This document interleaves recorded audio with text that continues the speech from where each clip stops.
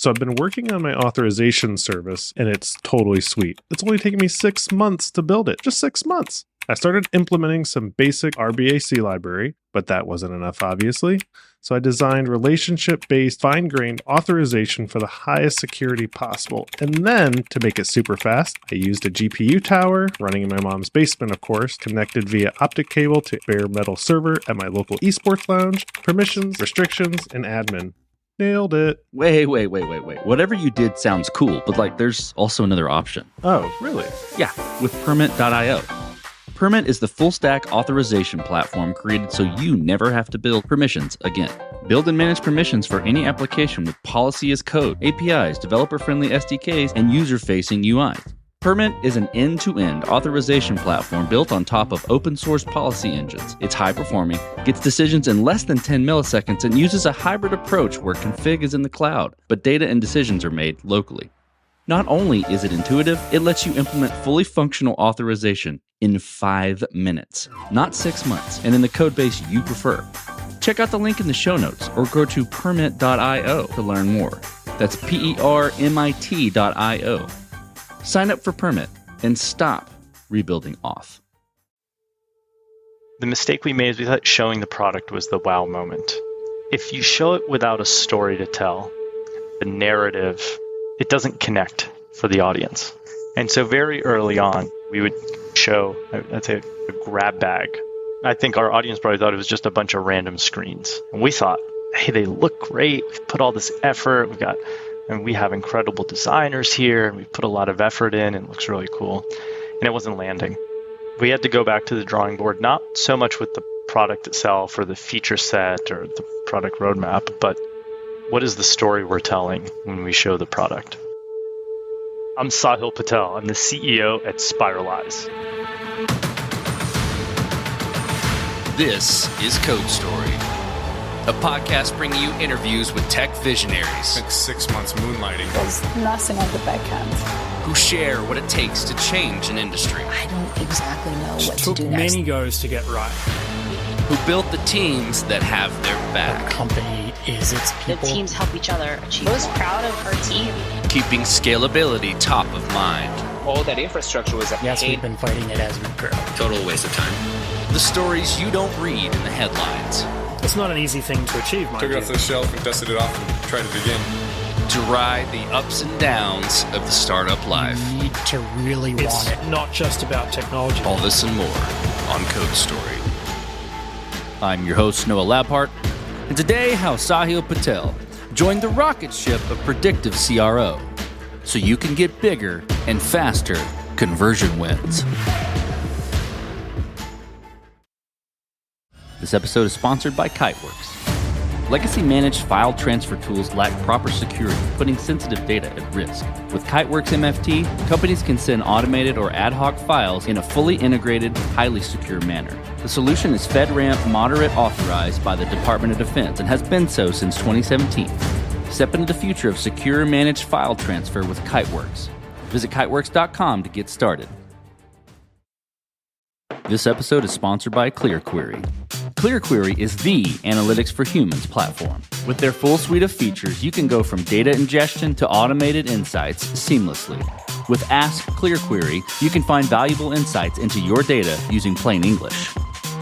Don't miss the opportunity to simplify your data analytics with ClearQuery. Get started today at clearquery.io/codestory.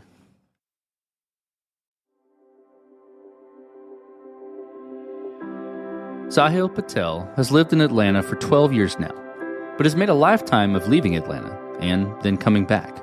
He attended undergrad in ATL and in 2011 started a company called ER Express, which centered around patient scheduling. After building the company, he sold it for a successful outcome for him, for his team, and for the buyer. Outside of tech, he's married with 2 daughters and loves to play music and play soccer. He plays guitar in a Rush cover band, the Atlanta Rush Hour, and used to play soccer competitively. In the past, Sahil was a client of his current venture. In leading ER Express, he saw great value in a tool to predict conversion. He liked it so much that after he sold his company and moved on, he wanted to join the team and take it to the next level. This is the creation story of Spiralize. Spiralize is a conversion rate optimization company. There are 34,000 websites that run A/B tests somewhere on their website.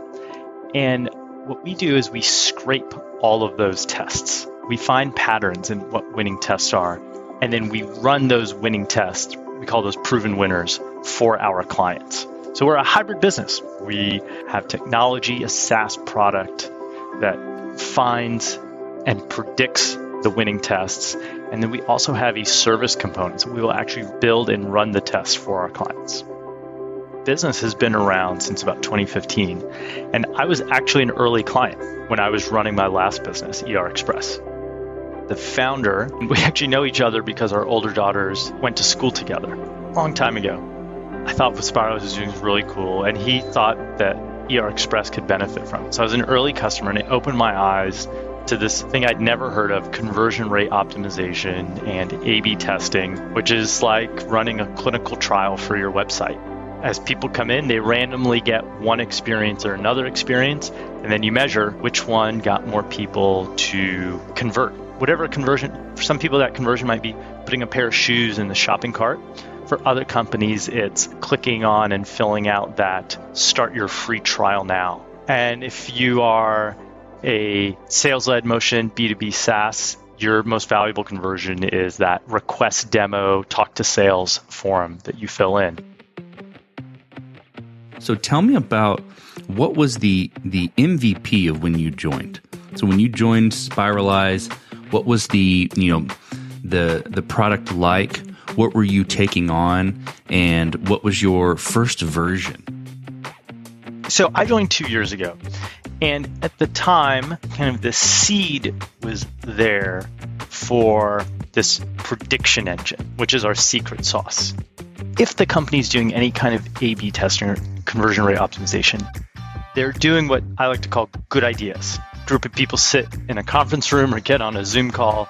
They go, what should we test next? Let's make the buttons orange. I heard that if you make the buttons orange, more people will click. Or I saw our competitor put the CEO's dog on the homepage. We should do that. Our CEO said we should copy them because they seem to be doing well. Testing is a cruel game. The industry average is that only 11% of tests beat the control. This is a really disheartening statistic, 11%, because it turns out beating the control, first of all, is really difficult. Second of all, what happens is you run some tests. Everyone's really excited about A/B testing at most companies. They get really excited and they pick the low-hanging fruit and they get a huge lift. Because if you've never done any kind of A/B testing, the first few tests you run, I would say it is similar to someone who is trying to get in shape after being out of shape. If you've been doing nothing and you get some steps in every day, you cut some carbs and sugar out of your diet, kind of those first 10 pounds, like it happens and you go, oh man, I'm going to do this. I can see how I'm going to be in great shape. But after you do that, it gets a lot harder to maintain that and take it to the next level. If you're running a 15-minute mile, you do some cardio, you can get down to probably an 11 or 10-minute mile with some practice. But getting it down to, say, a 7-minute mile, really hard. It takes a lot of repetition, a lot of commitment and dedication. Same thing happens in A/B testing. If your site is completely unoptimized and you do a little bit of optimization, you run some tests, you pick the low-hanging fruit, you get this big lift, everyone's really excited. You say, let's keep doing this. There's a huge ROI on this. And it gets a lot harder. And you find out that statistic, the industry average, only 11% of tests beat the control, turns out to be true for you. And the enthusiasm very quickly declines. Your senior exec, she or he says, hey, what's the latest on the A/B testing program? Everyone very quietly goes, oh yeah, we're still doing it, still working on it.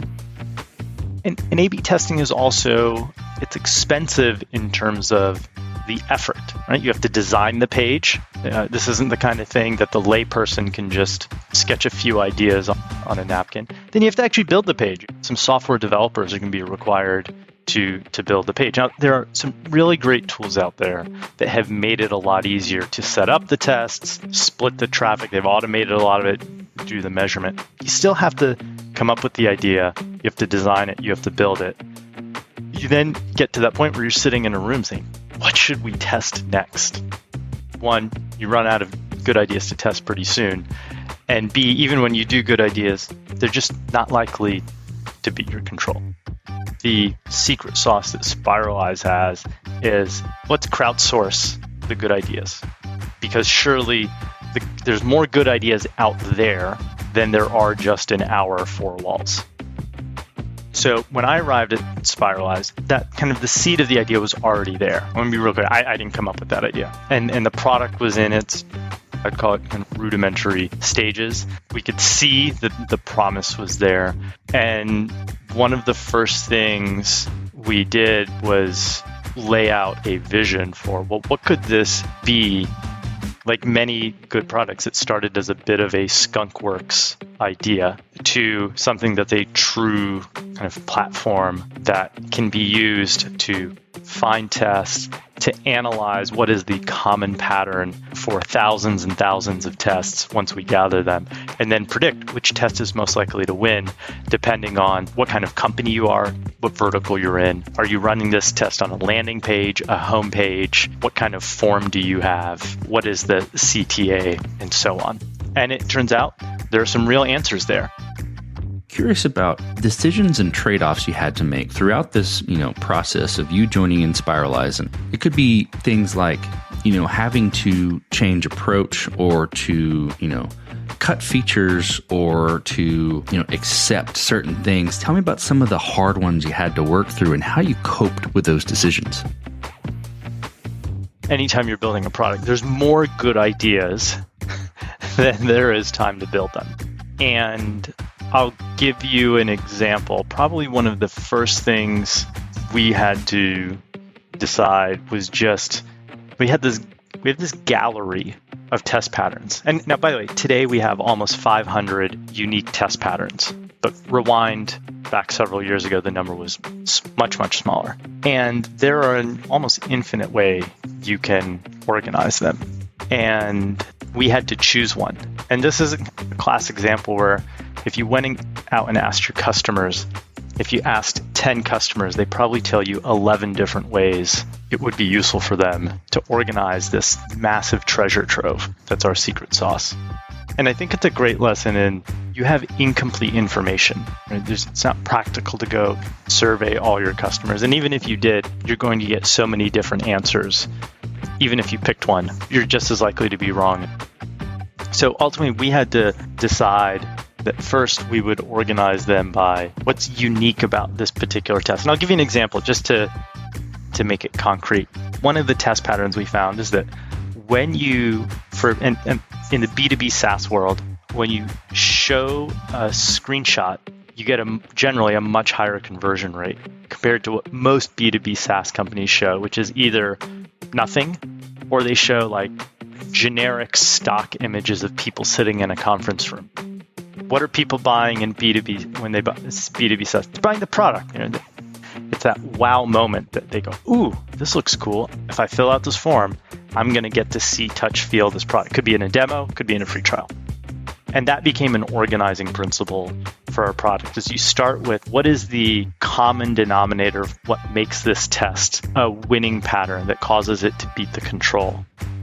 That means we said no to a bunch of other really good ideas, which is organizing it, say, just by industry vertical, which is why most people want to, often our customers think like, oh, show me if you're a cybersecurity company, I want to see all the tests that have worked for cybersecurity companies. Or if you are let's say not industry vertical, if you are a company that offers a free trial, that's what you're hoping to get people to do when they come to your website. Just show me all the tests for any company that offers a free trial that won. And so we ruled out organizing it by industry vertical. We ruled out organizing it by what some people would call the motion or the call to action. And instead, the organizing principle is what is the kind of the distinct element of the test. Is it showing the product? Is it showing, say, for example, social proof, which is like, here are the other companies that use this product, or here's our star rating on Capterra or G2. But it gave us the discipline to focus on this one thing and gave us an organizing principle for the rest of our product. This episode is sponsored by Kiteworks. Legacy managed file transfer tools are dated and lack the security that today's remote workforce demands. Companies that continue relying on outdated technology put their sensitive data at risk. And that's where Kiteworks comes in. Kiteworks MFT is absolutely the most secure MFT on the market today. It has been FedRAMP moderate authorized by the Department of Defense since 2017. Through FedRAMP, Kiteworks' level of security compliance provides a fast route to CMMC compliance, saving customers time, effort, and money. Kiteworks MFT makes it easy for users to send automated or ad hoc files via fully integrated shared folders and email. Administrators can manage policies in a unified console and create custom integrations using their API. Did we mention it's secure? The level of security with Kiteworks solution is rare to find. Step into the future of secure managed file transfer with Kiteworks. Visit kiteworks.com to get started. That's KITEWORKS.com. This episode is sponsored by CacheFly. The web is a competitive place, and if your site delivers its content pixelated, slow, or not at all, well, then you lose. But that's where CacheFly comes in. CacheFly delivers rich media content up to 159% faster than other major CDNs. Through ultra-low latency streaming, lightning-fast gaming, and optimized mobile content, the company offers a variety of benefits. For over 20 years, CacheFly has held a track record for high-performing, ultra-reliable content delivery. While competitors call themselves fast or use cute animal names, only CacheFly holds the record of being the fastest and serves customers like Adobe, the NFL, or Roblox, where content is created by users and must be delivered in real time. For the first time ever, Code Story listeners can get a 5 terabyte CDN for free. Yep, you heard that right, free. Learn more at cachefly.com/codestory. That's CACHEFLY.com/codestory. I'm curious about how the company and how you drive the product forward. So I'm curious about progression and maturation and changes. And to wrap that in a box a little bit, what I'm looking for is, how do you go about building your roadmap? How do you go about deciding, okay, this is the next most important thing to build or to address with Spiralize? I'll tell you the way we do it here, with a caveat that it's not prescriptive. And I've certainly done it different ways. I've seen it done different ways, and I've done it myself different ways at my other places in my career. We actually start with what creates excitement in the sales pitch. And we think that's a great indicator of what will cause our customers to buy, which is a great signal of we're creating value for them. And I'll contrast that with a more mature company. There's a number of great companies out there that can get in-app feedback, and your users can even submit their own ideas and people can vote on them, and you're effectively crowdsourcing your roadmap. My last company, we got there, but I think it's really important to first gauge, where are you in your product journey? And when you're early in your product journey, I think the value that the CEO, that the product leader brings, there's a level of, I think, taste and intuition, which, by the way, are not based on just feeling, but based on experience. You have to be willing to draw a line in the sand and make a decision. And so the data that we use for that is, even when the product was, I would say, in its early stages, we show it in the sales pitch and see where it created excitement for prospects and did it help drive the sale forward. The nice thing is you get a big sample size very quickly. If you show it to 20 pitches and inside of a week, you can get an N of 20 reaction to something. Right? That could be, you could be showing something out of your staging environment. It doesn't have to be in production. So in the very early days when I got here, that was the way we guided our roadmap. Because we had an absence of, you don't have a large user base yet, you need the leading signal of where to go. And I would say And I'll back up a step. A tactic I would recommend that we got a lot of value from is we used Winter. If your audience is not familiar with Winter, WYNTER, fantastic company. You can say, I want to talk to 20 digital VPs at companies of this size. They will go out and find those people, vet them for you, then schedule sessions where you can basically do a practice pitch or a practice show your product or a practice demo, and they'll give you unvarnished feedback.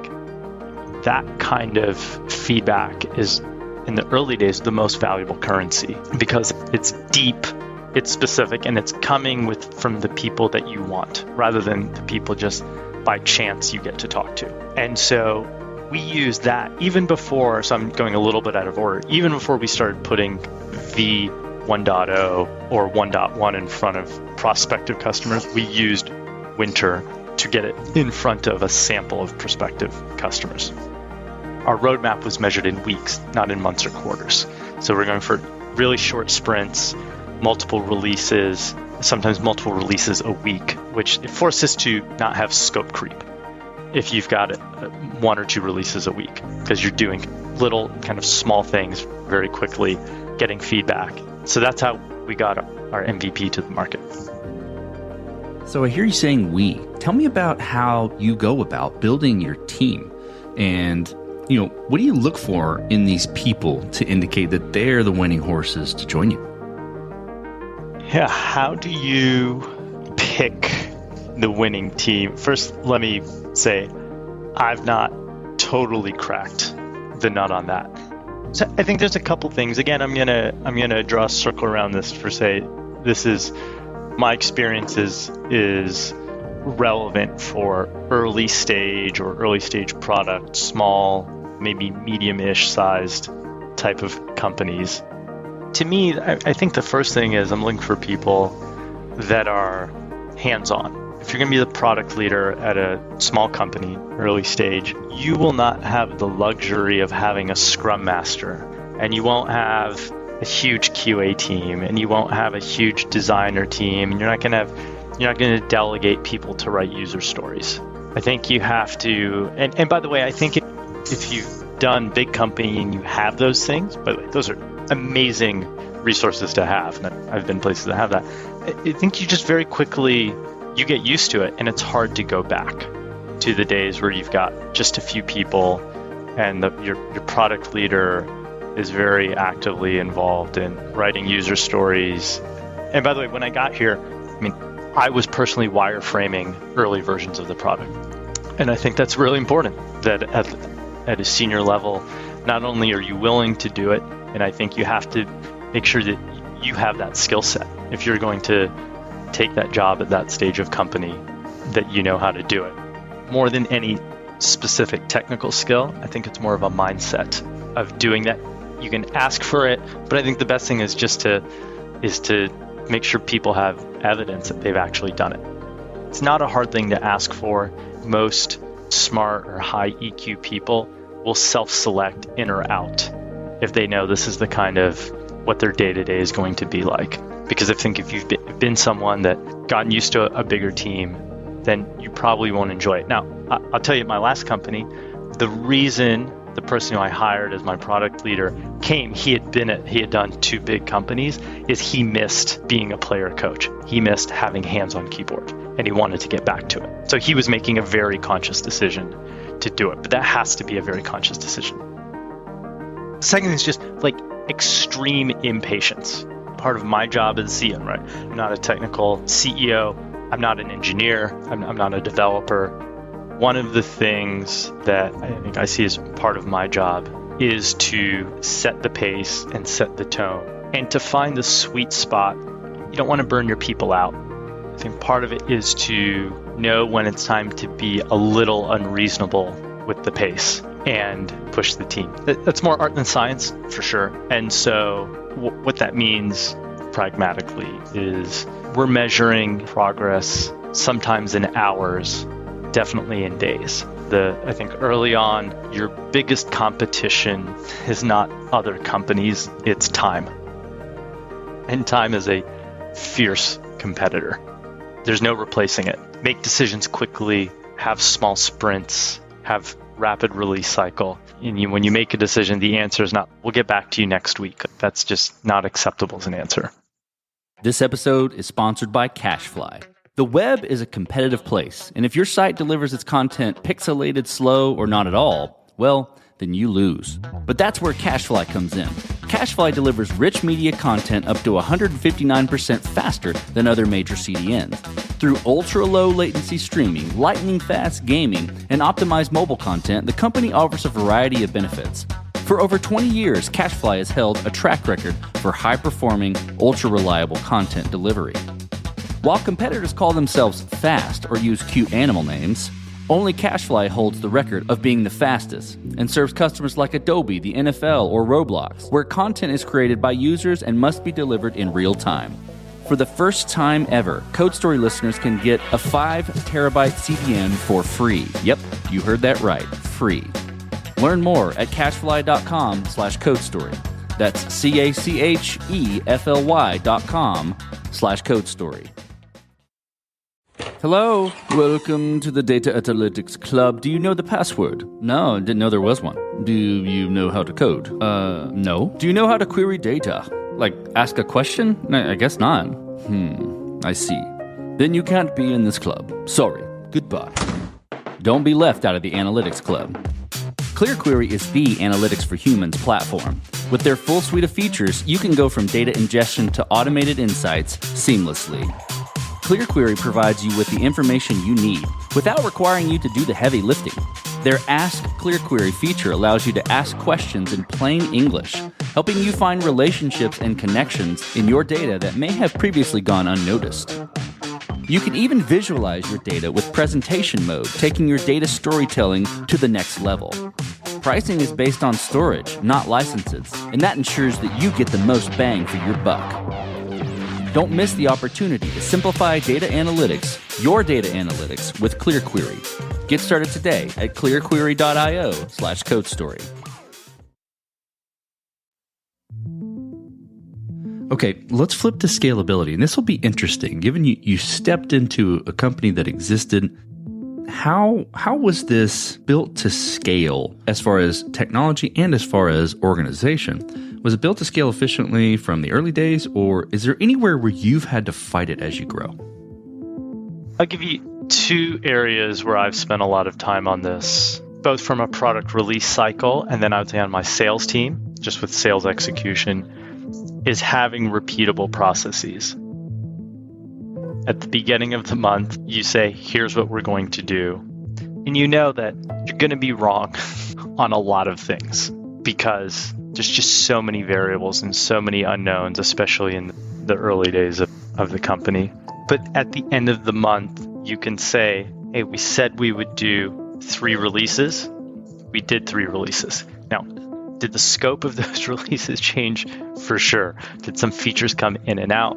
Yes. Did we discover bugs? Of course. You should be doing those things. And that you can reliably do that and repeat that week over week, month over month. And you break that down into small pieces. Same thing on the sales team. Can we generate 20 new leads every week? Can we get 10 sales qualified meetings every week? Can we close 5 new customers every month? Rather than, well, we closed 7 last month, we closed 1 this month. Technically, we hit our target because we got 8 over 2 months. We're averaging 4 a month, but that's not a repeatable process because you just really never know. Is this going to be the month with 1 new customer? Is this the month with 7 new customers? I think same thing on the dev side.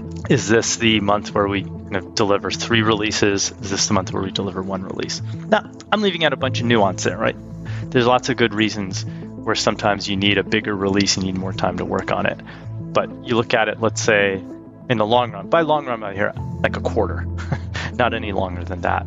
You should have this predictable cycle because when you do, that means you have the discipline to execute. As you step out on the balcony and you look across all that you've built at Spiralize, what are you most proud of? First, that there is when we show the product to our prospective customers, there's a big wow factor. Like visually, it's striking. They instantly get the value and they're really excited about it. And one indicator is we consistently have customers ask, can they buy just the product without the service? Now, our business model that's not our business model. I've been in pure SaaS companies, so I get why they would ask it. But it tells me that they're really excited about what they see. That's one. Two, the context here is that when our prospective customers do a meeting with us, a first meeting, we show them the product within the first 5 to 6 minutes of the meeting. And I think that's part of creating a really delightful experience. Because I think so many companies, and this is what I've experienced, and I know our prospects tell us when they go, oh yeah, this happens to us all the time. They take a demo, and they take the demo, by the way, for two reasons. And I think there's really only two reasons people take demos. They want to see the product. By the way, I'm talking in the world of B2B SaaS here. They want to see the product and they want to know the price. And what are the two things that a lot of first pitches don't deliver? The product and the price. It's more about what the company that's selling wants than what your prospective customer wants. What do they want? If you just show people a bunch of stuff without taking the time to understand their needs, that's not a recipe for success, by all means. Then instantly, if they tell you one or two things and say, hey, I'm going to show you some things I think you'll like, show it to them, get this wow moment. If you don't get the wow moment, be willing to accept, hey, maybe this isn't what you're looking for, or I'm showing you the wrong thing. Tell me more. And I think most people are happy to tell you, yeah, this isn't what I was looking for. I don't know. I don't know that this meets my needs. Okay, tell me more, and then show them something. And I think that's the combination of we want to give our customers what they want, not what we want. When we do give it to them, we're going to show something amazing. That's something amazing. Me and my sales team, we have the easy part, getting to show it off. All the hard work comes from our incredible designers and developers and QA who build the product. Let's flip the script a little bit. Tell me about a mistake you made and how you and your team responded to it. We show the product, and the mistake we made is we thought showing the product was the wow moment. If you show it without a story to tell, the narrative, it doesn't connect for the audience. And so very early on, just to paint the picture, we would show, I'd say, a grab bag of the product almost. I think our audience probably thought it was just a bunch of random screens. And we thought, hey, they look great. We've put all this effort. We have incredible designers here. And we've put a lot of effort in, and it looks really cool. And it wasn't landing. It was just all over the place. We had to go back to the drawing board, not so much with the product itself or the feature set or the product roadmap, but what is the story we're telling when we show the product? You can take the same product with the story and without the story, and you'll get a totally different reaction and a totally different value that your customers perceive from the product. What does the future look like for Spiralize the product and for your team? Today, we have more than 500 identifiable test patterns that we have discovered. Some from what our clients do, many more from scraping the internet, effectively crowdsourcing winning A/B tests. And so every week, we're adding more data to the patterns we have, and we're also adding new patterns. So what that means is as we get more data, we make better predictions. And as we make better predictions, our customers, our clients get more conversion lift. And so there's this virtuous cycle where every week gets a little bit better. And I think our clients, it's just happening behind the scenes. We become more and more of the prediction engine is the central value of the company. And I think that's very unique compared to what most companies are doing, whether they're doing it in-house or they're a vendor or agency doing CRO.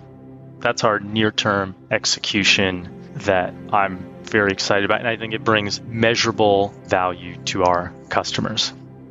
From a long-term vision, I think the thing that has a ton of upside is that the process from here is a test that performs really well for companies in this vertical with this CTA on a paid landing page. I'm just giving you an example of a scenario. and you decide on that. And then the process of let's design it, let's do the copywriting, let's make sure it's grounded in research on this particular company's vertical and who their ICP is. Then we're going to build it, and then you got to QA it, and then you run the test.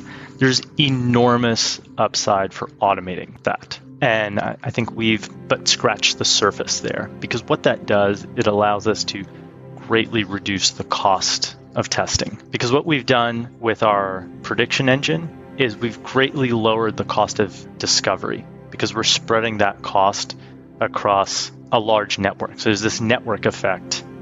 We're spreading this cost of discovery out. And I think and that's greatly reduced that cost. I think the next thing is, can we reduce the cost to actually deliver and run those tests? Okay, let's switch to you. Who influences the way that you work? Name a person or many persons or something you look up to and why.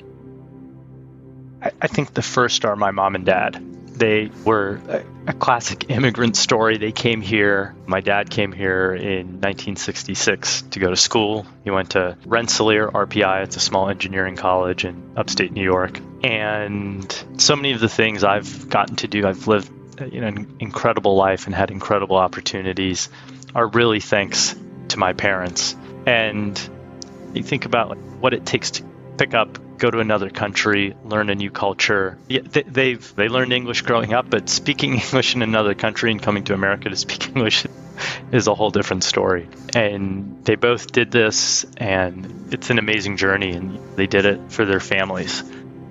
That has nothing to do with, in some ways it has nothing to do, and I think everything to do with being an entrepreneur. I think being an immigrant is actually being the ultimate entrepreneurial journey, is picking up and going somewhere else against all kinds of odds. Last question. So you're getting on a plane and you're sitting next to a young entrepreneur who's built the next big thing. They're jazzed about it. They can't wait to show it off to the world, and can't wait to show it off to you right there on the plane. What advice do you give that person, having walked down this road a bit in Spiralize and before? If you have a spouse or partner, or whenever you enter that relationship, you should get counseling, and ideally do it before you need it, because every entrepreneur's journey is going to have more valleys than there are peaks. You have to learn to live in the valleys. And I think that's a lesson I learned the hard way. And I would say it definitely had a big impact on my marriage. Now, I'm lucky. First of all, I have an amazing wife. Second of all, she's a clinical psychologist by training. And there was definitely a point in my last company, but by the way, it's happened at times at Spiralize too, where I was living in the valleys. And there was a point where my wife just said, hey, you need to talk to someone. Like this isn't Valley Peak. You're just in the valley. And I was lucky that she did. And some of those things we did together. And that was really helpful. And I think for everyone, you've got to figure out, do you do it by yourself? Do you do it with your partner? I'd recommend both, by the way, but I would definitely do it. There's all kinds of, I think, answers for how to up your technical skills, how to get coaching as a leader, how to work with your team. But I think if you don't work on you as a person and you don't work on what's happening at home, it's really hard to make the other stuff work. Couldn't agree more. Love that advice and echo it. Well, thank you for being on the show today, and thank you for telling your creation story at Spiralize. Oh, you're welcome. Thanks for having me. And this concludes another chapter of Code Story. Code Story is hosted and produced by Noah Labhart. Be sure to subscribe on Apple Podcasts, Spotify, or the podcasting app of your choice. And when you get a chance, leave us a review. Both things help us out tremendously. And thanks again for listening.